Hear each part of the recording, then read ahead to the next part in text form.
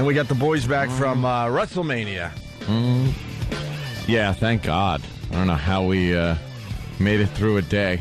A day, 2 days. 2 days. Oh, was it 2? Who knows?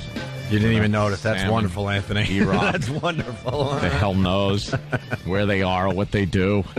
We did a show. So it came off great. True. I think we could just toss those two guys. True. And then they could write horrible articles about us. Right. Us. Hey, I got no problem with the guy. Oh, that's true. Seemed to be fine with me. I hear I do. I hear you might have a little problem. I haven't read it. Yeah. Well, wait till you read it. Did he really badmouth me, that jerk off? He certainly did. It's Rick Delgado, the old producer. You gonna badmouth me, you prick? When I saw you in California, we had a nice lunch together. Hey, how are you? We went out and ate. You jerk off. Yeah. I didn't even read it. Well. Why? Why, Rick? Never had a bad word to say about you. Why? Yeah, our old producer because you suck on the show. Oh, is that what it said? Yeah, you're a funny guy, but you suck on the radio show. You screw the show up. Yeah. Opie is a douche who needs to pretty much be sexually assaulted in the worst way possible for a man. Yeah, just picture some kind of shower scene. Yeah. Prison shower scene. And me, I'm a comedic genius. So, I don't think I really have a problem. Well, because you hate confrontation, you ass. No. You have admitted on this show that you hate confrontation. I'm beloved. You avoid all confrontation, hence everyone thinks you smell like roses. I am beloved. Because your daddy and mommy fought. Right. When you were a child, you hate confrontation. Yes. But guess what? It helps you with your career because no one has a bad word to say about you. I should be a politician. This douchebag. Are you allowed to say that? I don't know. You should be. Yeah. Not allowed to say that one? I don't think this douche part. This douche. And that douche, Chauncey Hayden. Just obsessed with the Opie and Anthony show. Totally. Just continues to write bad articles about the Opie and Anthony show. I think it's just buddy Howie threw him out. I don't even know if Howie likes him anymore. I think that's why. I think his buddy Howie threw him out or something. And yeah, well, it's what is it? It's an upcoming issue of Stepping Out magazine. They put Rick on the cover, and Rick is a bit pissed off. For what reason? I don't even know. Who knows? Be quite honest with you, but. What does he say? What does he say here? I didn't even know we were going to do this, but how do you want to? Well, I have to read the whole article now. Yeah, you got to kind of read. At least the parts about us. All right. God. All right. On St. Pat's sex scandal. We're all over the ball field here. I apologize. We'll get this back on track. This is his take. He was asked certain questions about certain events during his tenure as producer of our program. Right. And he answered these questions that Chauncey threw out at him, knowing he was just baiting him. Right. Chauncey Hayden is an ass. He's pretty much a failed writer. He's gone nowhere over the years. He's been with this crappy little rag magazine that you pick up for free at you bars pick up and for restaurants. free. It's all he's done his whole career. He doesn't even try to get both sides of his story. Did he try contacting us about this? Of course not. No, because we would have said, here's the deal with Rick, and here's why he's so bitter with everything. No, I would have said, go F yourself, Chauncey. Well, of course. We'll talk about it on our radio show, which reaches a hell of a lot more people than your dumb magazine. But I probably would have talked to him because we're probably friends, because I'm beloved. Because you don't like confrontation. I never said I don't like confrontation, Opie. Don't get me started. We're going to have to fist fight again. Where's Rick to break it up? Break up the fisticuffs that we're always having. Well, there's a lot of people that wonder why Rick wasn't brought along when we made our big comeback in radio. Yeah. And it's as simple as this. He wanted to be a star in his own right. He did not want to be a producer. Yeah. And we did not want to deal with that anymore. So we had to move on. You want a producer that wants to stay pretty much for the most part behind the scenes and work on a radio show. He did not want that. His goal was to get his own radio show. So when we had the opportunity to build a whole brand new staff when we came back to radio, we moved on from him. Plus, he had a pretty good gig. He was working for Preston and Steve down there in Philly, which is a well-known radio show. Yeah. So it's like, look, you're doing okay. We're moving on. We don't need you. Simple as that. That's how it went down. But the stuff he says about me is just completely ridiculous. I don't even know what to tell you. On St. Pat's sex scandal, according to this article, you offended people all over the world with your St. Patrick Cathedral sexcapade. Yeah. First of all, it was a bit Ant and I came up with jointly based on a magazine article that we read in our office one day. Right. And Rick had nothing to do with it. What the hell? He was just the producer of the show that came up with the idea. Yeah. Doesn't that go beyond just doing your job when so many are outraged by something you created? That's BS. Are people really offended by it? This is how Rick answers it. How can a few people decide for everyone else what is offensive? I find that effing offensive. I don't want people representing how I should feel. Just like Reverend Al Sharpton, here's an unelected guy who gets offended by everything. So I can't say the N-word because of my skin color? Seems like someone listens to our radio show, by the way. Yeah. To me, that's offensive and racist. Think about it. Here's a black guy who says you can't use certain words to describe black people if you're not black. You'll never win that argument. I know that, but somebody has to say it. Nobody ever says to Reverend Al Sharpton, hey, effer, you can't say S about white people. How about that? Wow. Can I interject? There's nothing worse than a dummy trying to sound socially poignant. Shut your face. Stop trying to sound bright. You're not tearing the walls down on racial stereotypes. You're not kicking the doors in. Yeah. It's trite nonsense. Wow, Al Sharpton can say the N-word and you can't. How deep of you, Rick. But what, do you want to do a contest for that? You throw muffins at somebody while they said it? Shut your mouth. But nobody will say that to him. He gets a free pass. Brian Florence, who, along with his wife, was busted inside St. Pat's Cathedral for having sex, died unexpectedly of a heart attack. How did it happen? I was just having sex with him. Some say the stress of the publicity is what killed him. How does that make you feel, Rick?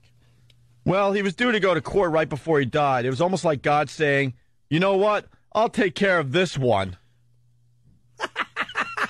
That kid still got it. Yeah, he certainly does. What? What the who the? I don't think God would take out, a person for having sex in a church, you dummy. Well, he apparently did. I don't mind that. I just would prefer a better joke there. I said, Yeah. I'll take care of this one. I kind of smiled into the phone when he said it. I'll take care of this one. Without getting into it, the guy had a lot of personal issues going on that had nothing to do with the whole Sex for Sam thing that went on back in the day. Might have been his drug-using history. Well, you know what? I'll take care of this one, and he took care of it. However, all the radio people I talk about the St. Patrick's incident and the tsunami song have patted me on the back. Why they pat? See, this is why we did not want him when we came back to radio. Exactly. It's all about Rick. Everyone was patting me on the back. Why were they patting me on the back? You were a dumb producer behind the scenes, you idiot. Probably while his head bobbed up and down in their laps. Attaboy. Attaboy. A little deeper. Attaboy. They all say, dude, you got effed. They all work in the industry, and they admire I did something they couldn't do themselves for fear of losing their jobs. On Opie and Anthony, this is where it gets really, really interesting. Your former radio pals, Opie and Anthony, are making millions today on both XM and terrestrial radio. Why are they working and you're not? First of all, the St. Pat's incident is coming up on 6 years this summer. In that time... Is it 6? Yeah. Wow. 2002, right? 2000, August of 2000. So it's about 5.5 years ago. Mm-hmm. Within the last 5.5 years, our old producer, Rick, had a job for the most part, for most of that time. So it says, your former radio pals, Opie and Anthony, are making millions today on both XM and terrestrial radio. Why are they working and you're not? That's the SE part. Everybody gets paid except for me. Rick forgets that when we all got fired for the St. Pat's incident, he got paid for 4 or 5 months. And shortly after that, if not during that time, he got his next radio gig, which was with Preston and Steve. Right. He's friends with Preston or Steve, one of them. Steve, I think. Yeah. And then after that, he went right from Philly to work here in New York City at Hot 97. Where in there was he not getting paid? And then he got fired for the Tsunami song. He took a few months off, and then he got another gig in San Francisco. Rick, where were you not getting paid? He wants to get paid now because he blew up his radio career? Wasn't getting paid from us, I guess. The guys whose names are on the shingle are protected because they're bringing in the ad dollars. But to be honest, O&A aren't bringing in any ad dollars these days. Really? Really, Rick? When do you get to look at the books for XM and for CBS? When do you get to look at that? Did they take you up there and give you a personal look at what this show bills? You're privy to that information, are you? Are you? That right there, any writer that's worth a crap, which that douche isn't, would have said, "Oh, where'd you get this information?" Or then would have gone and tried to find the information so he could print it out. But Chauncey isn't about that. Chauncey's about just trying to make a little sensation for himself and to make Howie happy. Yeah.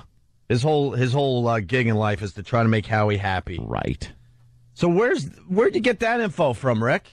Yeah. Where? You can call our show right now. Tell me where you got that info from. We're not bringing in the ad dollars. Really? The info I got, I hear we're doing just fine. I certainly heard we're doing very well. The only guys in radio who bring in big ad dollars are Howard Stern and Imus. Oh, yeah. That is completely false. Really? The fact is, there was an article about satellite radio, and the ad dollars are not doing too well in satellite radio, where Howard is exclusively heard at this point. Yeah, he's not bringing in ad dollars, Rick. And Imus, if you know anything about this business, it's turning out that Citadel made a horrible deal to bring Imus on board. Mm-hmm. And then he writes, nobody else comes close. You helped make them millionaires, and in return, you got fired. Rick Delgado did not help us make millions. He's baiting him with those questions, is what he does. Anthony and baiting him. The chemistry that is Anthony and I made us millions. We could have had a monkey producing our radio show, especially back then. We could have. And right. We could have. And we still would have been just fine. How did he make us millionaires? I would love to know that. I know.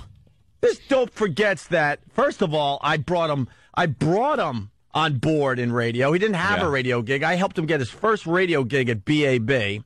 Then he moved down to West Palm Beach, Florida, and he wanted to move back to New York because he had a fiance. And I said, you know what, don't move back until you have a gig. He didn't listen to me. He moved back to New York, and he was out of work, of course. And then we kind of felt sorry for him at the time because he wasn't a producer, so we brought him on board. Right. And we developed him. We developed him as a producer. Got him an unbelievable salary. Unbelievable. When we moved, when we were at NEW here in New York, the bosses wanted to fire him because they didn't think he was a good producer. Anthony and I walked out that day to save his gig. He forgets all this stuff. We actually left the show and said, we're not going to get on the show. We're not going to do the show until Rick is brought back and this controversy is over and there's no threats to his job. Right. We said that. We walked off the show for him. And then in the end, I think he was the first producer in the history of radio that got an agent, hence why we didn't really want him when we came back to regular radio. And guess who the agent is? Our agent! Right. You ungrateful F? You helped them... You helped make them millionaires, and in return you got fired. Right. I thought they would have my back. We had his back. He was getting paid for 4 or 5 months. And I talked to someone at CBS yesterday about this. Yeah. They go, this guy was getting, he was pretty much overpaid. Huge. He was making more money as a producer than anyone else in the company. He was making a huge amount of money. I thought they would have my back. I learned early on that one of those two people had my back and one of them didn't. Rick, Anthony didn't have your back either. He could give a flying F about you and your dumb career. Well, look, if he wants to say I had his back, who's to argue? And you know that. Ant just doesn't like confrontation. How did he have your back, Rick? Was he paying your bills, you dope? Well, you know, I was there for him. You want to fight? We're going to fight.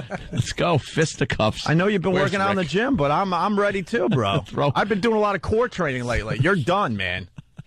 You better get Steven here to get in between our I had to get between them and break up fisticuffs. Wait till you get to that part. One in the back. Yes. I sure am a lucky boy. Yeah. When fists were flying, I make sure I'm in the room.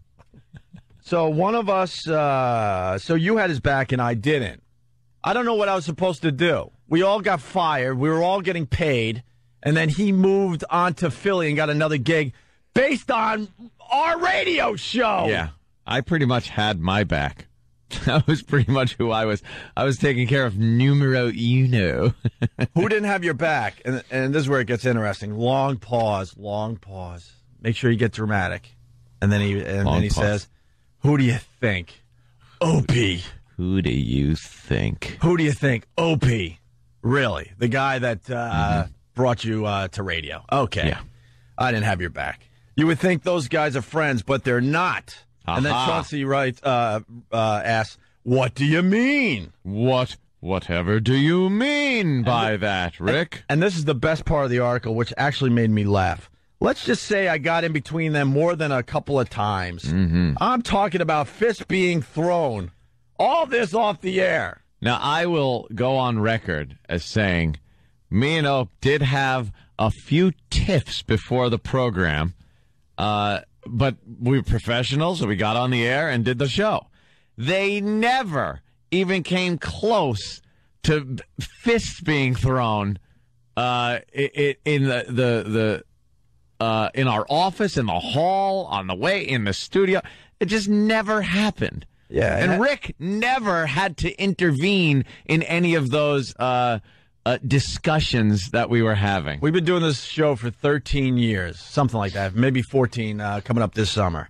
If we truly hated each other, why would we still be doing this radio show together? I certainly could do another type of radio show. Anthony certainly could do another type of radio show, and we'd both be quite successful. As successful as we are now, probably not, but enough to make a fine living. Sure. And after 13 years, of course... Put it that way, I'm leaving.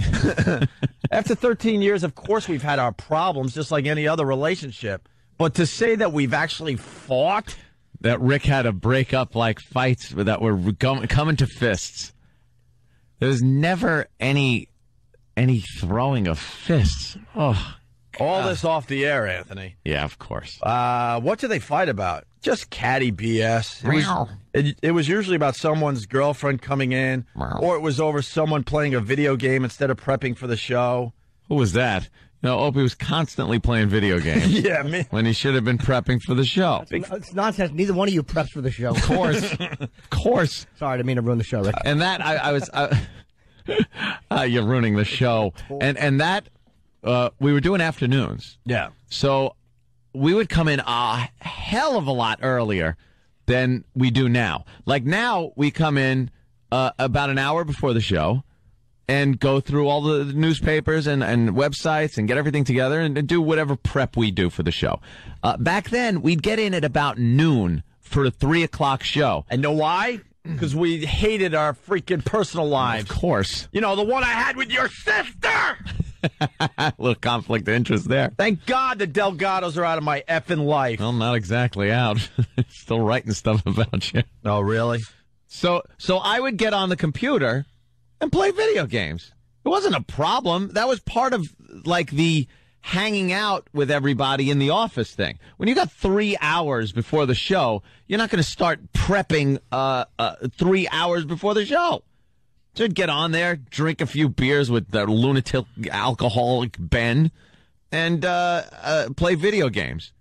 That wasn't a problem. It was, and then I talk about the games on the air. It was good for breaks. It was more of a like a social atmosphere. We were hanging. I would look at websites, and I was actually like hanging Britney Spears posters, all that crap back then. Anthony was like playing video games, but it led to us just kind of talking about what we want to do that day. Yeah, this guy is full of it. It's just amazing that someone like this could just get an article printed like this, and there's no accountability whatsoever. Because of Chauncey Douche Hayden. We'll do part 2 of this article after the break. Oh, tease. Well, you know, because he gets into what he really thinks of me. And he had a chance to say this to my face, and he knows that. We were right down on the street in front of this very building probably a couple of months ago, and not an inkling that he was going to say any of this. Never said it to your face, that's for sure. No. Wouldn't say it to mine because I'm so beloved. Well, because people are scared to say it to my face. He says that, but he says he's not. But he was on the sidewalk in front of us trying to get a gig at this radio station we work for. Yep. Because he used to work for the PD that has since been fired. We'll do part 2 of this article as an old producer is a bit jealous of our success. A lot of people seem to be a bit jealous of our success and love to take their shots. We'll get into the juicy stuff. I mean, it's really, really juicy. And what do you think's of Jim Norton? Ooh, is it good? Oh, it's not good, Jimmy. Not very And good. Anthony, did you know that we broke up his marriage? Did you know that when he was taking pictures of naked girls, most of them were pigs, and he didn't enjoy that? Really? Oh, boy. Oh, what is this? Hey, Rick, if you want to play, I have more dirt on you than anybody in my life. If you want to play, we're going to play. It's the Opie and Anthony Show. Shock Jocks, Opie and Anthony. Shock Jocks. Opie and Anthony. Shock Jocks, Opie and Anthony. A big good morning to everybody, including Mert Snort. Good morning. Where are you, Mert? Hope you're doing well. Phone number 877-212-ONA. Don't forget about the fine rundowns on ONARadio.com. Stephen S. from Bayshore does a great job with that.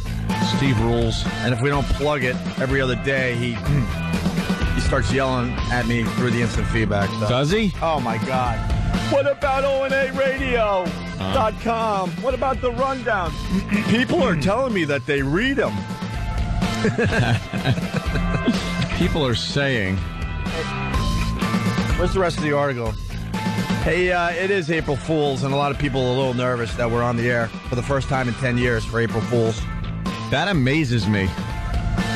That it's been that long since they've allowed us on the air on April Fool. Yeah. One of the things we want to do today, we're being heard in a lot of cities. Yeah. I want to know what your local radio station is doing for April Fool's today. Yes. What the hell are these hacks up to today? We'll start with Scott and Todd here in New York City. Yeah. This is what they have to say about April Fool's today. This, in case you are a new listener, you're a brand new listener here on our show. What happens to old DJs, man? They lose their teeth. Let me tell you, what's that about? where's the DJs? Probably all his facelifts. All spaceless. Let me tell you, a lot of radios, peepers. What was that? I haven't heard Scott in a long time. Man. Wow, he doesn't What's even going on sound. with him? He doesnst sound like he used to at all. He also does the voiceovers for Hannity's show, and sometimes he tries to say some of those political names, and it's horrible. Doesn't get over his dentures. Yeah. He's got to have dentures. But he's got dentures. It smells like Efferdent. Efferdent. This, in case you are a new listener, you're a brand new listener here on our show, we don't do April Fool's Day. Not anymore. No. Is it against your religion? Is that why you don't do it? Shut up, the hole. There comes the hole. Who's the hole? There comes the hole. Patty Steele. Oh, is there a problem there? Oh, Okay. hi, Patty. How are you? Hi, Patty. I'm actually friends with your husband now. Don't, I love Patty Steele. you know, things happen over the years, and Yeah. things change. I'm sorry we said all those She's horrific a things about you. talented woman in radio. That's all I'm saying. Bunch of phonies we are. At this point, we can't go anywhere. There's always someone we run into that hates us. Yes, she knows his radio. Yeah. He sounds like an old man, like really bad. He sounds like he's our sheriff. Yeah, the sheriff isn't. He looks like a Halloween mask. Yeah, he does. Hey, Jimmy, don't be funny, you know. Oh, sorry. Hey, you ruined the show. Hey, you just ruined the show there. Easy. Sorry, Rick. Against your religion? Is that why you don't do it? I don't believe it's a question religious of thing? religiosity. It's just bored with it? Well, it's just a little corny. Passe. You know, it's more of a third grade sort of thing. Well, see, Scott and Todd did an April Fool's prank every single year, Yep. right? Yeah. And You rock, sell them out. Come on. to take you You inside, used to work for those fags. to What take are you doing? inside radio, a lot of radio companies pretty much have banned April Fool's pranks. because it gets people in trouble. Yep. And so they can't say that, so they have to go on the radio and kind of spin it another way. Also would like to take responsibility for that. Yeah, well, the banning of April Fool's pranks. And there's people who try to do it in radio, and sometimes you'll read about them in the news. Hey, let's tell you about these guys at Omaha, what they did. They said the mayor was killed in a car accident today. Omaha. Yeah, see, the problem is a lot of those things, not so funny. No, right. And it's just, it really doesn't take a lot of skill to go on the radio and tell you that the Lincoln Tunnel has been blown up or shut down or whatever. People ride. Okay, you need to stop saying that in case someone that's- just tunes in. Oh, yes. yeah, Keep well. things all in the up and up. Keep it safe, everybody. Keep it safe. So, Iraq. First of all, can I just address something? And we've done this before, and it's ancient history, but I have to address it because they just did. Yeah. The reason we said that the mayor was dead all those years ago 10 years ago today. was to show how ridiculous April Fool's gags were. It wasn't that we seriously wanted to get on and do something like that. It's exactly what this idiot is saying, that they're stupid. We weren't going on really going, hey, this is going to be a great April Fool's gag. It was to point out how ridiculous April Fool's gags are on the radio because they're so hacky. So we just went above and beyond ridiculous with that gag.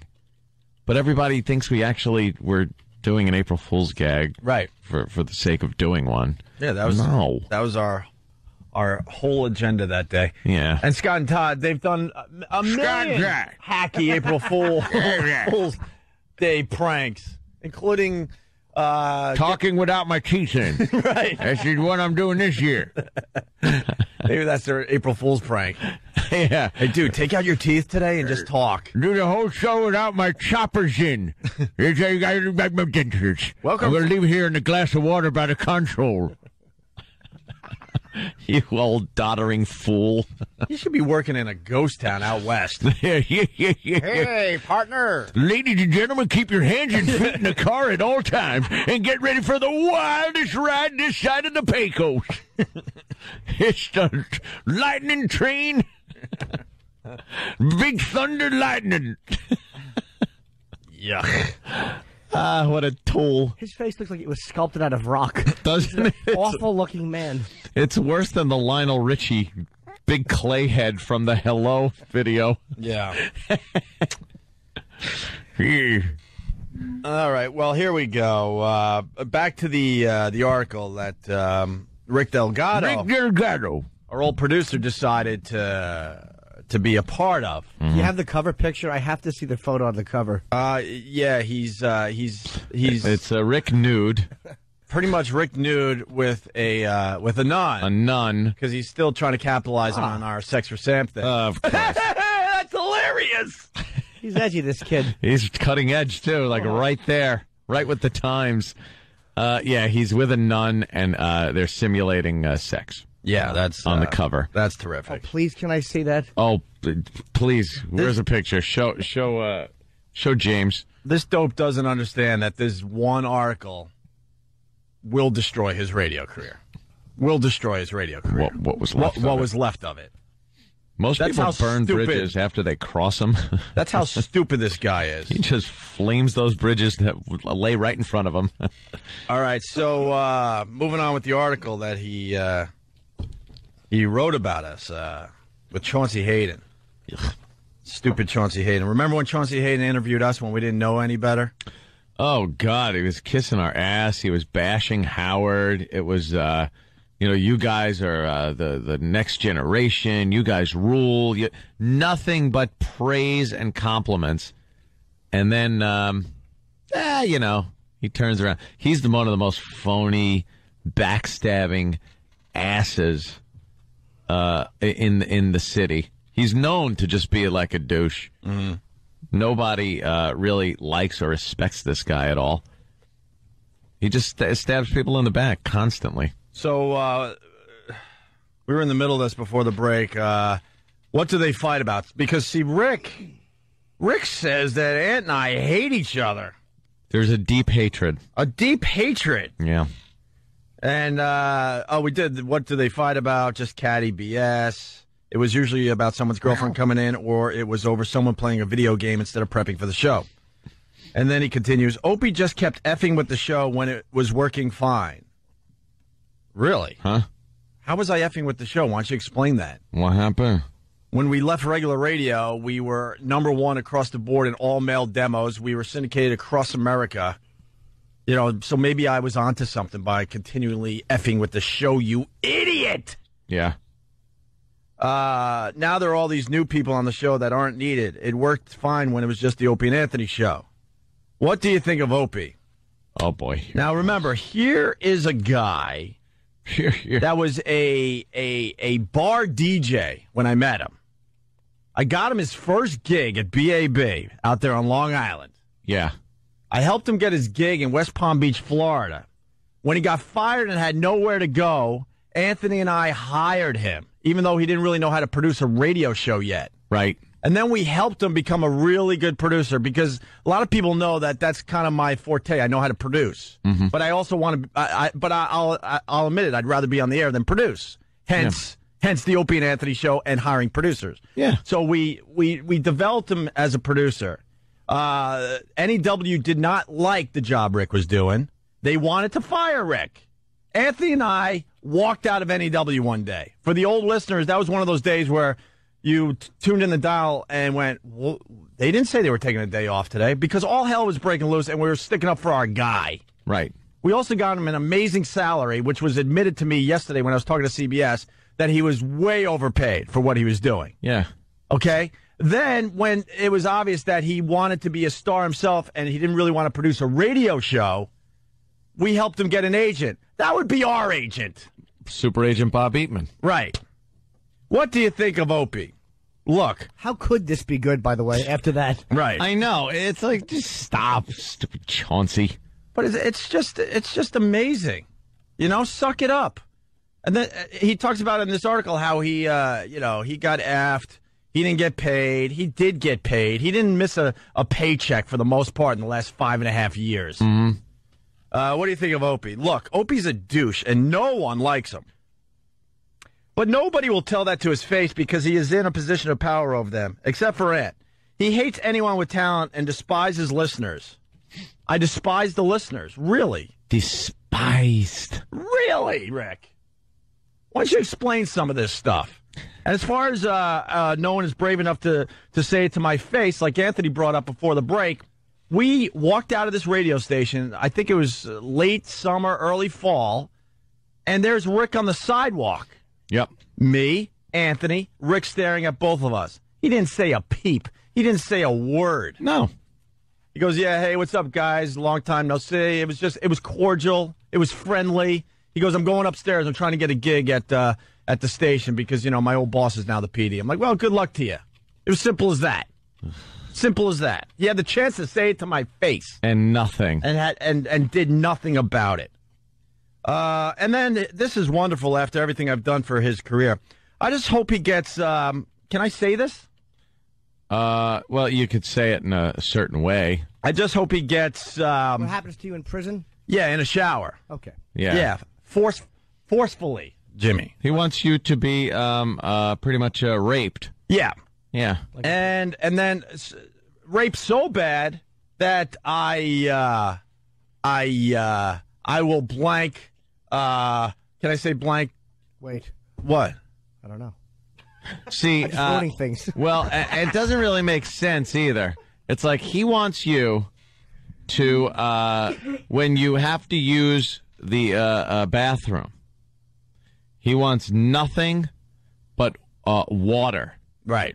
To end up in the toilet. No, that's wonderful. Wonderful, Rick. That's wonderful. Yeah. And then he has to write, is that so much to ask? That's some pretty deep hatred. Yeah, well. Yeah. What do you think of their sidekick, Jim Norton? This is what lovely Rick Delgado I bet you has to this is say. going to be good. Yeah. I have a good feeling about this. Yeah. I think he's awesome and talented. Oh, there you go. Good boy, Rick. I also think he hurts the show. How so? Positive. Started good. How so? Jim's a comic. That's what he does. He's incredible at it. But Anthony's a comedic genius in terms of his brain.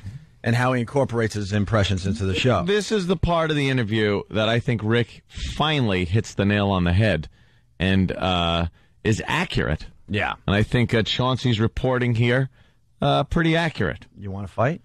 Huh? What? You want to fight? I was at the gym yesterday. We're going to have to fight again. Didn't want to fight. I'm just pointing out certain parts of an article. You have to really weigh how the article goes. Unfortunately, Anthony's comedic genius gets pushed aside because Jim is funny as well. But for the Opine, I guess he's calling me Opine now. What does Opine mean? I don't know what that means. Opine and Anthony show to work. It has to be just Opine and Anthony. What does Opine... Oh, by the way, before we just kind of move on from that, Jim Norton was the missing piece of this whole show. Right. Ant and I were doing very well on our own. But when Jimmy came aboard, we exploded and brought so much to the show, I can't even tell you. All the comedians that you know and love, Jimmy brought them all to us. We hated comedians before we started having Jim Norton on this radio show. Couldn't stand them, would avoid them at all costs. When we were working in Boston, the comedy connection would come to us, hey, we got blah, blah, and we want them to do your show. We're like, nah, comedians suck on the radio. Jim made us see it another way, and it's a huge piece. I like that, but I don't really like how he interrupts my comedic genius. Well, I don't mean to. Shut up. You're right. And hold on, Opine. Let me just say, this is my problem with what he said. Like, and you get that sometimes from people. Like, I don't like Norton on the show. Fine, I accept that. I'm not going to argue about that. My only problem with that is when I came, the show was doing extremely well. But I've been in the show before it was ever syndicated. I was on before syndication ever happened. Mm-hmm. So don't act like the show, like I came in, all of a sudden the show was #1, and I walked in and it just fell into the toilet. It's just, what are you talking about? I was here through the whole syndication, here through the whole sitting time, which isn't saying much because anyone could sit, and then here since extra. People don't realize how long Jimmy's been with the show. Yeah, it's about 7 or 8 years now. It exploded, and I was looking at the ratings right before we got fired. I actually have a spreadsheet that Jeremy gave me before. Jesus. Probably 2 months before we got fired, but he spreadsheet, Jeremy. That's funny. I know. Red sheet. He sheets his. But he showed all the markets and how we're doing, and we were biter. We were destroying in all these cities. Not even close. No one was close to us. I think in Cleveland alone, we had like 30 shares in the male demo. So Cleveland loves us. How is Jimmy wrecking the show? You ungrateful F. Ooh. Yeah. Call me that. We'll come to blows. And then, of course, because this is the old argument, what does Opine bring to the show? Very, very long pause. That's in parentheses. Very, very long pause. And then he writes, "Can I get back to you next week on that?" See, I bring nothing to the show. That's what he was implying, I think. I get paid a ridiculous salary to sit here and do absolutely nothing. Don't you think the company would love to save the money if I wasn't doing anything? Shh. You're obviously upset with Opie. Have you ever spoken to him about how you feel? Why bother? He comes from the Bill Clinton camp of lie, lie, and lie. This guy's stuck in like 1996.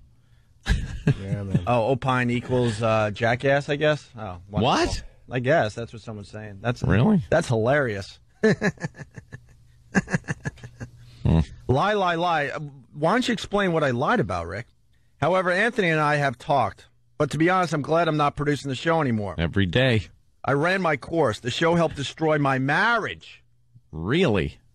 People are going to think that's real. You don't talk to Rick every day. Help me out here a little bit, please. Would I just... These dopes believe anything now we will say. fight. Let's go. Old school? Yeah. Marcus of Queensberry rule. Which one is it, Dan? Jack Johnson fighting where your elbows are up. I want to fight just like the Notre Dame mascot guy. Yeah. That's what I want to fight like. Yeah. Why am I doing it? I'm actually doing it, and my stupid Pal Talk camera doesn't even work, so no one's seeing this. I'm an ass. Why bother? He comes from the Bill Clinton camp of lie, lie, lie. Don't really know what that means because he didn't explain. However, Anthony and I have, doesn't want to produce the show anymore. I ran my course. The show helped destroy my marriage. The show helped destroy my marriage. Really, Rick? It was the radio show. Yeah? How about we talk about the rumors? Oh. Maybe your wife was onto you finally. That's all I'm saying. If you want to play, we'll play, Rick. Yes. There were certain rumors that were running rampant around the studio. How many numbers did you get from the girls you were photographing naked, Rick? How many? But the show, well, maybe the show technically did ruin, his marriage because he was looking at what he could possibly get. Maybe. Who knows? You know something? Saying. I don't know. It's rumor and innuendo. There were stories going about of infidelity, things like that. But, I never saw the guy with any other girls or anything, aside from the photographing them on the couch, posing them in different poses. Usually when you're at a radio station and a guy is taking pictures of nude girls in the station, they stand there and you snap pictures. Rick would pose them on the couch, gently touching them and moving their arms and head and hips about, using his hands like he thought he was this photographer, like a model photographer. And he would maul the girls as they're laying there on the couch. Well, it was an ongoing thing with the radio show. Oh, there goes Rick again flirting with the girls. Yeah. What that led to? Who knows? Rick knows, though. But it ruined his marriage, he says. Yeah, well, the radio show ruined his marriage. Yeah. Okay. All right. The show helped destroy my marriage. It put so much strain on you. I was prepping for the show 6 hours a day. Really, Rick? No. No, you weren't. And taking lots of pictures of naked girls. That's what he was prepping for. And I read this next line to my fiancée. The next line is, many of those girls you wouldn't want to see naked. That's just what we did. Now, let me tell you something. Let's also say what E-Rock's been doing for the past 5 minutes 20 minutes, actually. Oh, 20? Okay. He's been popping up pictures that Rick took back at the NEW of these girls, and it's nothing but like hot girls. One after another. All posed like Rick would pose them. Where are the slobs that he's talking about? Right. Of course there were slobs. I was talking to my girl last night. I'm like, I would love to tell you that is the truth because it would probably make it a little easier for you thinking, oh, a lot of times when these girls were naked in studio, they are ugly messes and you were just doing your job. And I actually looked at my girl and I went, they were hot as hell. This guy is the biggest liar ever. There were some slobs, but the majority, were attractive girls. You wouldn't take so many pictures of just slobs. Right. Opine equals express one's opinion openly and without fear or hesitation. All right, thank you. That's a compliment. Compliment. Did I say compliment? All right. That's a compliment, Maggie. Many of the girls you wouldn't want to see naked. That's just what we did. Is there any way to fix your career? That's a good question. I don't think it needs fixing. I think radio needs fixing. Yeah, man. Oh. Look at all these ugly girls. Really? The hell is that? Really? Can we do a montage of ugly girls that Rick took pictures of? You're not going to find one in the batch I'm looking at. Those little cones. Look at and that's ugly. And every one you see, he posed them by hand. He walked over to them, and like that girl, the one we're looking at now, she's sitting kind of on the couch but leaned way over. He absolutely would have put his hand on her back and pushed her forward a little bit, grabbed her arms, and made her grab her own chest. Yeah. It was taking him so long to take pictures of these girls. It was becoming a problem. Yeah, it was a problem. I'm like, Rick, when are you going to produce the show? It was a problem. I think radio needs fixing, man. If you could do one final shocking thing on radio, what would it be? I can't tell you. I really can't. I have it in my mind, and I've been sitting on it since the O&A show. I was going to share it with the show. Sitting on his mind? if you read that literally. Yeah. Had it on my mind, and I've been sitting on it. I don't really want to say yet, but think our Bud Dwyer. Yeah. Yeah. I can only do it once. I was going to share it with the show at some point, but then everything went bad, so I've kept it to myself. Only my ex-wife knows what it is besides me. Yeah? And she promises to keep it a secret until I do it. What? Fidelity? All I can tell you is that it's incredible and that it breaks no FCC rules or violations. Nobody can be fined for it. It's genius. Is it, Rick? Is it really? Rick Delgado, super genius. And then the article continues. We don't have to spend too much more time on this, but basically it talks about the Tsunami song he did. And this is why it'll be tough for him to get a job, because he doesn't know how to play the game in this day and age in radio. He says, let's take We Are the World and change the words just as a goof. Talking about the Tsunami song that got him fired again. I remember the video of the mom floating dead on her back while her kid is crying, and I thought, comedy gold. That's what he writes. Yeah, comedy gold. We could be the most despicable people on the air. I can accept that. But I don't know about seeing that and thinking comedy gold. I think you could comment on it on the air. I think you might even be able to peripherally find some comedy somewhere. But I don't see that and think comedy gold. But he does. He does. Good for you. I think in a way, too, he doesn't like the fact that I took the spot that I think he felt was his. He wanted third mic. Which is the role I do, because then, like, when I started coming in, I noticed more and more it was like I was sitting there and he wasn't. Like, his chair was kind of... And the only argument he and I ever had was one time he tried to kind of be my boss, and that was the only argument that we ever had. It was because I was in the bathroom banging a girl over the toilet. I really remember that bathroom where the creep would hang out. Oh, that guy, yeah. We used to make fun of him all the time. And I had a stripper in there, and we were having sex, standing up over the toilet, and he yelled at me, scolded me for going back there.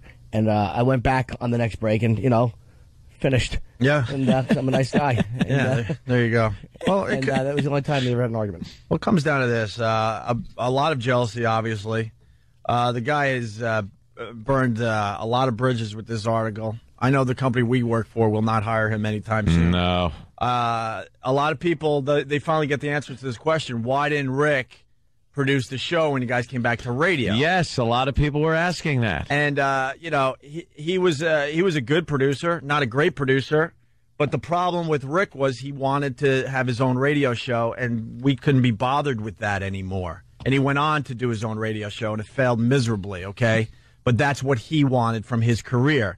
And we weren't looking for a producer that was going to try to get a lot of airtime, get into the shots when the TV crews came in here, all of a sudden just try to get his face on camera. Oh, he'd always have to bring something in or come behind us during a shot from one of the news cameras. He'd talk to the person that was doing the interview, so they would interview him to try to get his take on the show. He's constantly trying to worm his way into television interviews. It was all about Rick and trying to get attention. And the type of show we want to do when we came back to radio, quite frankly, he didn't have the skills to produce that type of show. Simple as that. Yeah. And as far as not having his back, I can't even express how ridiculous that is. How ridiculous. Everyone got paid when we got fired. And I got paid more. And the only reason we got paid more, meaning time-wise, was because they were trying to keep us off the air, because at the time they didn't want us to go to actually Q104 and do mornings up against Howard. We had a that contract. Was a fact. The truth of the matter is we didn't want to sit and be paid. And that's the God's honest truth. It killed us to sit there and just be paid. And it sounds great, but we didn't want to. We wanted to get another gig and do radio for 2 years, not sit off. And before you guys say, boo-hoo, poor you guys, we knew we could make the same amount of money working for somebody else. Yeah. So it wasn't about the money. We wanted the money and to continue with our careers. Yeah, I'm just saying it that way because when you get somebody like Rick saying, well, I got paid, I didn't. We would rather have not been fired. We'd have rather have been able to not be under contract and get a gig somewhere else. Right.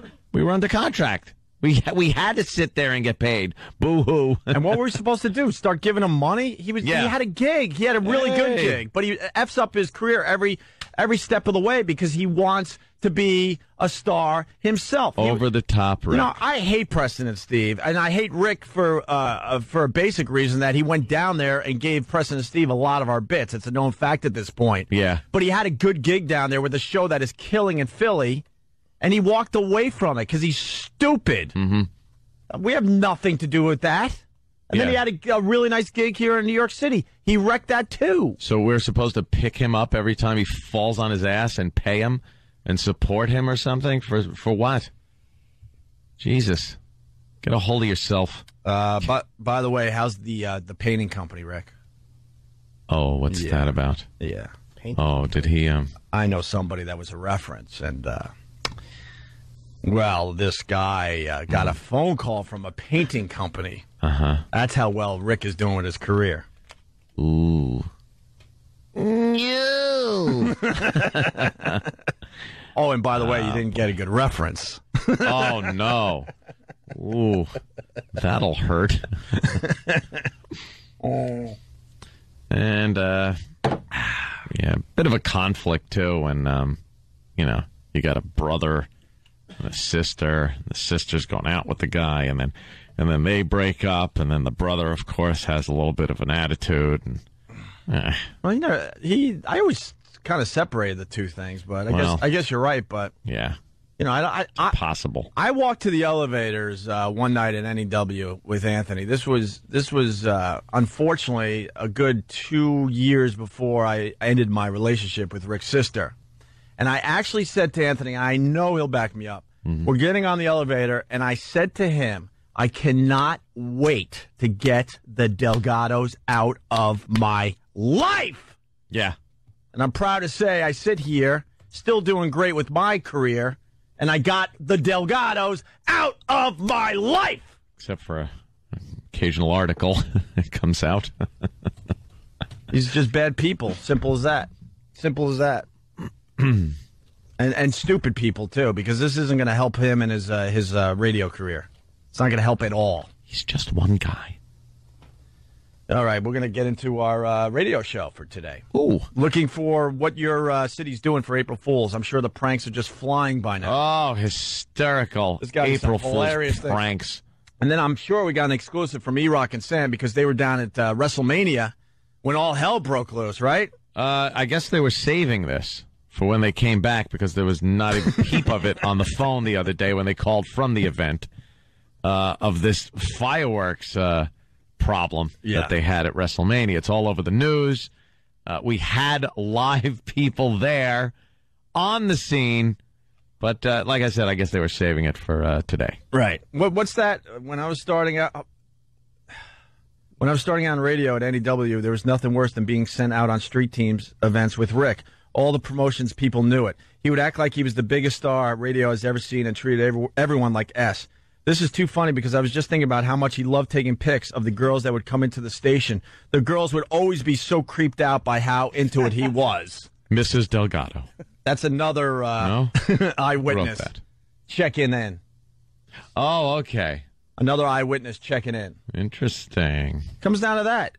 Rick wanted to be the star, and we just couldn't deal with that anymore. No. We needed a producer that wanted to produce a radio show and stay behind the scenes for the most part. So we parted ways. We parted ways in a good way, by the way. He went on to Philly, and he did his thing. He wrecked that. He wrecked his gig in New York. We had nothing to do with it. So leave us out of your crap. It's over. What, do you want to date me now, too? Ooh. You're implying he's a homo. I don't know. Why is he obsessed with me 5-6 years later? Probably wants to make out with me. How could he not? Exactly, Jim. But I'm not into you-know-whats anymore. Opie and Anthony. We trashed our old producer on the radio yesterday, badly. He decided to do an interview with Stepping Out Magazine, which pretty much burns a lot more bridges in this business. He only had a few bridges left, and he pretty much burned the rest of them. Burn them all. By having this article out where he trashes Ant and I, mostly me, trashes the company, that he's trying to get a job with a new type of radio show he's doing, and I talked to the big guys way upstairs, and like we're not doing business with this guy, especially after the article he did for Stepping Out magazine. So we gave him a good trashing yesterday. And stupid David Hinckley, and I know I use the word stupid a lot, but in this case, I really mean it. David Hinckley, you are as dumb as they come. He doesn't understand sarcasm. You are really a dope. He just took literally everything that was said on this program yesterday when we read through the article. Right. Let me read this article really fast. Opie and Anthony morning team on K-Rock yesterday fired back at Rick Delgado, their former producer, for comments he made in the Stepping Out magazine that hits newsstands today. Delgado was O&A's producer at NEW when the Sex for Sam debacle went down. That got the boys kicked off the radio for 2 years. He's out of radio now and not happy about it. He tells Stepping Out, saying, "The medium has lost its guts and spark." As for O&A, he says Anthony has stayed friendly, but that Opie is basically a jerk. That's not what Anthony said. No. Anthony has not talked to Rick since the last time I talked to Rick, which was right outside on the sidewalk outside this radio station. Yeah, since you did. We were both outside, and he came up to us on the sidewalk, and that's when we talked.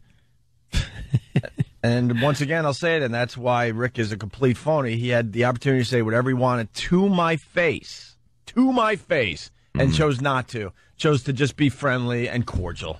And that was the last time Anthony talked to him. David Hinckley didn't understand that yesterday. Anthony's not in touch with Rick. I was making light of the fact that he was bashing Opie horribly, and then giving Jimmy some jabs about Jimmy on the show. But he had nothing but kudos. Right. For me. Right. So I was saying, well, I kind of like that. I agree with that statement. But Hinckley took it as me agreeing with some of what Rick was saying and disagreeing with other things. And really doesn't care what Rick has to say about him, about me, about the show. But Hinckley didn't understand that. He continues. Yesterday, Opie called Delgado a liar and a lousy producer. Anthony, I didn't even call him a lousy producer. If you want to be fair with this whole thing, David Hinckley, because I'm pointing out everything. You even got that wrong. I said he was a good producer. He wasn't the type of producer we wanted when we brought our radio show back after almost 2.5 years. Well, I didn't say he was a lousy producer. I didn't say that. You have to rephrase that because you said he was a good producer. He wasn't the kind of producer we wanted when we bought our radio show. Right. we wanted the lousy producer. I understand who you wanted. Oh, yeah. Well, true. And then it says, Anthony said some of Delgado's charges are true and some are not. Anthony did not say that. I was goofing because I was getting such a... God, David. This David Hinckley is just stupid. Did I even, And then he writes, all this happened on April Fool's Day. No. Well, what happened? What happened? Nothing. I just missed an opportunity to use my favorite new clip. Oh, you got a new clip? Yeah. Can I hear it? Even though it won't mean anything? It won't mean anything. It's like, read that again. Delgado's charges are true and some are not, Anthony said. When the hell did this happen? When the hell did this happen? My new favorite Back to the Future clip. I know, you guys have been obsessed with that in the office last couple of days. Laughing in the office. When the hell did this happen? In the office earlier today. And then it goes on to say... Michael J. Fox yelling at his hand as it moves.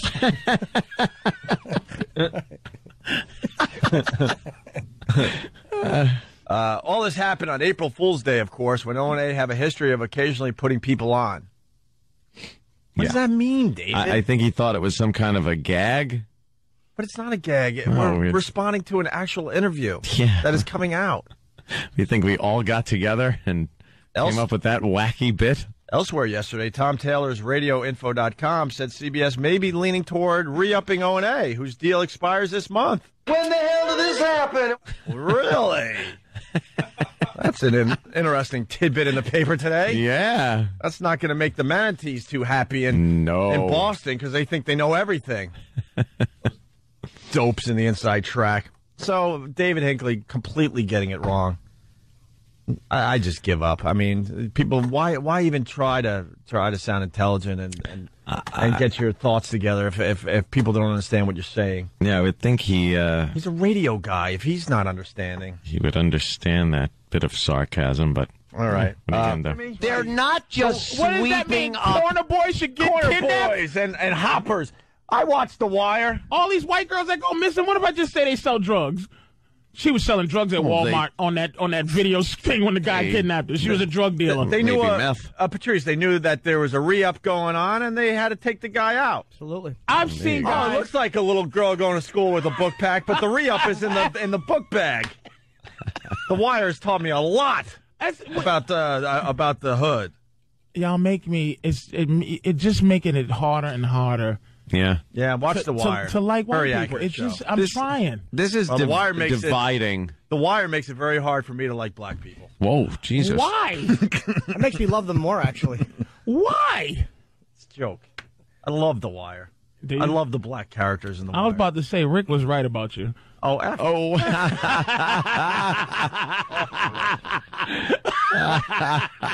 Rick's got a little surprise for himself today, by the way. Ooh, ow. Yep. I was listening to that the other day, man. That really had me in tears. Backstabbing F. You're checking out the Opie and Anthony Show. Patrice O'Neill in studio. Hey, friendo. Yeah, you just brought up a very, very good thing. And I think everybody out there can relate to this. It doesn't matter if you're in radio or a mechanic. It happens to everybody. You want to explain what you were talking about before, during the break? What are we talking about? Well, Patrice was listening to the show earlier this week when we went after our old producer, Rick, because he decided to write this, he decided to do this interview with Steppin' Out Magazine. He got himself on the cover. That's all wonderful, but the damage this article is going to do to this guy in his radio career, that's where he's just the dumbest person alive. He is a fantastic bridge burner. It's a horrid business because, I mean, I know sometimes you just have moments with everybody. Mm-hmm. I'm sitting there talking to Opie, and I'm just like, yeah, I never met my father, and I was touched funny by the guy at the garage. And I just, Opie, I appreciate you, man, letting me on the show, man. It really helps a lot. And now we're enemies. Yeah. And then really, it would Mr. Touch Funny at the garage? What? Oh, yeah. Jeez. Then it would be. Let me tell you about Patrice. One day it would just be, one night I'm hanging out with Patrice, right? Yeah. And this guy is crying like a baby, like a little bitch. And that's what it would turn into. It would go from, man, I'm feeling you, that really sucks. And that he was touched. You know that he was touched funny as a kid? Yeah. Obviously, he wanted and it. he just cries to everybody about he it. just run away from the pedo. Obviously, he enjoyed the touching. Like, it's just awful, man. Like, it happens to everybody. It doesn't matter what you do for a living. It just, people turn on you. Like, I know you and Rick had moments. Give me, seriously, without really trashing. Did Rick and I trashing have him, moments? Give me one moment that you and Rick had. No, Rick is kind of a weirdo, man. Rick kept everything inside. He had a lot of father issues, and he didn't really open up to anybody. He was a really strange dude. He's a plastic. We had lunch with him when I was in San Francisco, and there's just nothing. You're never going to have a real discussion with him. It's all going to be surface nonsense. Me and Kenny, this was less than a year ago. We sat down. It was good to see him. And we hung for a little while, and we agreed to meet up and how you been and this and that, and we'd love to see you back in New York. I mean, like a really nice time. And then it's like, then he just goes and douches me in an article. Yeah, last time Ant and I saw him, we saw him on the sidewalk outside the station, face to face. Because in this article, he says how, I'm either a dick or a douche. I'm not sure because they had to censor that part of the article. And he goes, and no one's brave enough to say it to his face, but I'm brave. And I'm like, you're not brave. We were on the sidewalk with you. You were 2 feet from me. He didn't say anything. And it was nothing but cordial and, hey, how you doing? How's life? Blah, blah, blah. Well, take care. Good luck to you type of conversation. And then he does this dumb interview with Chauncey Hayden, who we hate. He's just an ass. And just completely destroys me. Goes after the show. Goes after Jimmy and his participation on the show. Destroys the company that we work for. So the company, they got called me a comedic genius. Yeah, how dare he? How dare he do that? And the company got back to me and said, look, because of that article, we're not doing any business with this guy, and he's been calling us. And now we got another piece of the puzzle. See, I did a lot for this guy. A lot. I'm not going to toot my own horn, but trust me, I did a lot for this guy, including getting him an agent, because he didn't really want to be a producer. He wanted to do his own radio show. Hence the reason we didn't bring him back when we came back to radio. We need a guy that's behind the scenes and doesn't really want to be on the radio. It's kind of key. Now that's the actual to the producer role. Reason, because that sounds like it was for him. Huh? That sounds like it was for him. What do you mean like for him? Like it was done for his sake, not to bring him back. He had a gig. He had a really good gig. He was working for Preston and Steve in Philly. You know, I don't really respect that show, but you can't argue that they're very, very successful in Philly. And there was something you wanted him to... I remember we were off the air. The first month we were off the air in 2002, there was something, or the first few months, there was something, he had a bunch of CDs or things pertaining to the show, and you kept saying, Rick is not sending me this material. I've asked him 20 times, and he's holding back this material from me. He had incredibly valuable stuff that that helped this radio show, and he didn't give it back. And he ended up taking a lot of this stuff to Philly and giving it to Preston and Steve. He finally gave it back to me. I'm like, what is wrong with you? You were harping on that, though. I mean, immediately after the show, he wasn't giving you the stuff that you wanted. Right. So, he was fine in the business, and we were moving on in another direction. Plus, I just didn't want to be around him anymore. That's true. I just didn't. I didn't really trust him. I didn't know him. Just a weird guy. And then the point. Oh. So I knew back in the day that he really wanted to try to be, do his own thing in radio. So we got him our agent even. Just one of the many things we did for him. Bob Eatman wasn't going to take on Rick Delgado. No. We pushed that through for the guy. Like, just take him and see what you can do with this guy. Well, guess what? That relationship ended yesterday. You dope. That's how stupid you are. Oops. You get a little fame for the next week because the magazine's out for a week, and then you got to deal with all the damage this interview has done to your career. And the dumbest thing he did, because the Hot 97 song with Todd, the Tsunami song, those guys got dumped, and whatever. I still don't think they should have been dumped for it. But as bad as that was, and they were fired, and the uproar that caused, and then he comes back and he says. He's like, not that he should be apologetic about it, but he's going, when I did that, I saw like this woman in the tsunami floating, like with a baby on her, and I just thought, comedy gold. Like that's what his response is after all this time has passed to that. Right. Apparently, according he doesn't to know how to play the game. You got to know how to play the game. I mean, at least learn how to phrase things right. Yeah, we obviously do edgy stuff, but you got to know how to play the game. His quote was something like, I saw the tsunami victims. I saw a dead mother floating in water with her kids nearby crying their eyes out, and I thought, comedy gold. Like, what radio company is going to hire you after reading that in an article? Reading a statement like that. Good job. Just an idiot. So now he's lost his agent. Good job, Rick. Didn't even really offer to pay for lunch, and that really bothered me, too. Good job. But anyway, it goes back to what you were saying during the commercials, like how, you share moments with people, and then they turn and become your enemy. We came up with this thing a while ago. Your enemies become your friends, and your friends become your enemies. It's horrid. It just happens no matter what you do in this world. And he was jealous because he was the guy to go to when it was O&A in the afternoons. He was the guy that would come in and pipe in on the interviews. And then the more I came in, the less mic time that he got. Oh, he hates your little scummy ass. Oh, yeah. You totally blew up his spot. And don't try to, well, he's a good comic. Really? Thank you. Well, yeah. Don't give him that. But he ruins the show. Yeah, really? Yeah, it's been terrible. Syndication. Yeah, you're right. Totally ruined. Biggest show on XM. Yeah, you're right. It was awful. I ruined the whole I love franchise. Norton when he gets emotional because he has no eyelids. Yeah. So it just looks like two little mouths talking.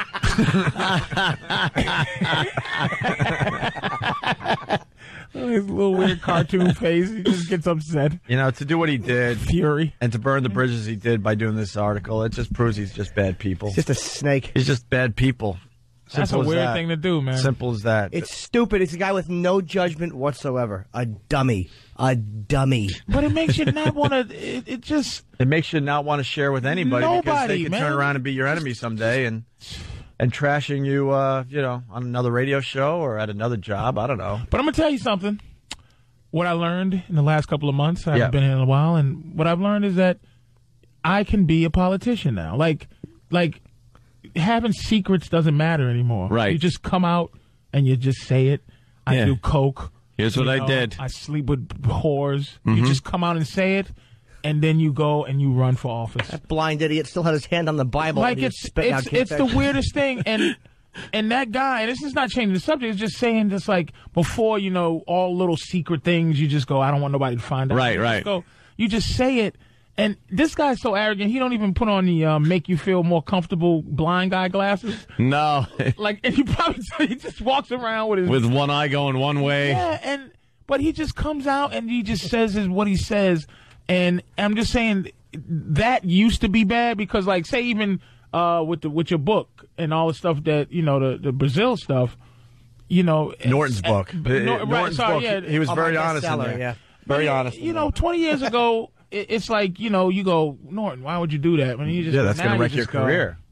You're right. Now you just go, yeah, I did it. I cleared all the stuff about other people, though. Like, I talked to Patrice first. I talked to everyone I put in there. Oh, yeah, that's a smart thing to do. Yeah, I made sure it was okay that people didn't I'm not clearing nothing when I write mine. You're not going to clear anything?